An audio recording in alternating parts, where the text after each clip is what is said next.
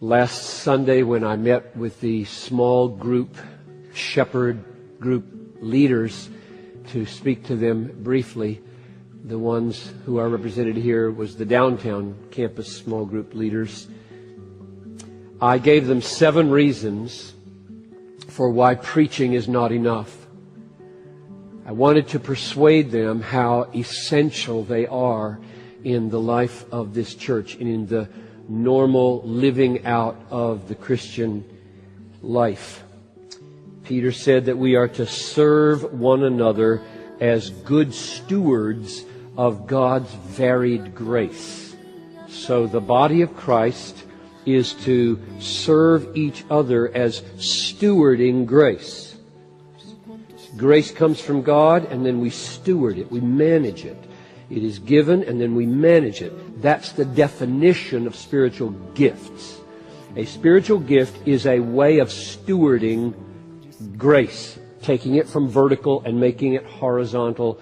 And we believe that happens significantly and importantly and normally in settings of small groups. So I gave them 7 reasons why preaching is not enough. I believe in what I do. I have given my life to it. And I know that it is not enough. And here are the 7 reasons. Number 1, the impulse to avoid painful growth by disappearing safely into a crowd in corporate worship is very strong. Number 2, the tendency toward passivity in listening to a sermon is part of our human weakness. 3, listeners in a big group can more easily evade redemptive crises. If tears well up in your eyes here, you probably can get out without anybody asking why. But if it happens in your small group, probably not. Not if it's a good small group. They will wonder, can we help? 4th, listeners in a large group like this tend to neglect efforts of personal application. The sermon may strike a nerve of conviction, but without someone to press in on where it should go in your life, so easy to walk away from that moment of conviction and application.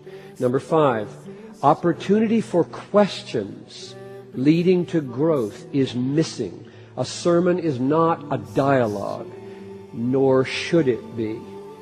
However, asking questions is a key to understanding, and if there is no place for it in your life to grow with clarification and application, you cut yourself off from great growth. Number 6, accountability for follow-through on good resolves is missing. If someone knows what you intend to do in response to a truth, then you will be more likely to do it. And number 7, prayer support for a specific need, conviction, resolve goes wanting. I mean, a few people come up to pray after a service, but we can't handle 1,000 at the end of a service, and yet small groups can handle 1,000. In fact, they can handle it way better than I can here at the end of a service. How many blessings we forfeit not being surrounded by 5 or 10 brothers and sisters laying hold on God with us for the thing we so badly need. Those were my 7 reasons. I really believe it, so that when this is done twice a year and we put out a book like this, we are not playing games. This is life. This is life. If you only know corporate worship in your Christian living and not any kind of smaller togetherness of give and take and query and accountability and love and support and being there and praying, then you are cutting the Christian life in half. And the blessings will be apportioned probably in accord with that choice.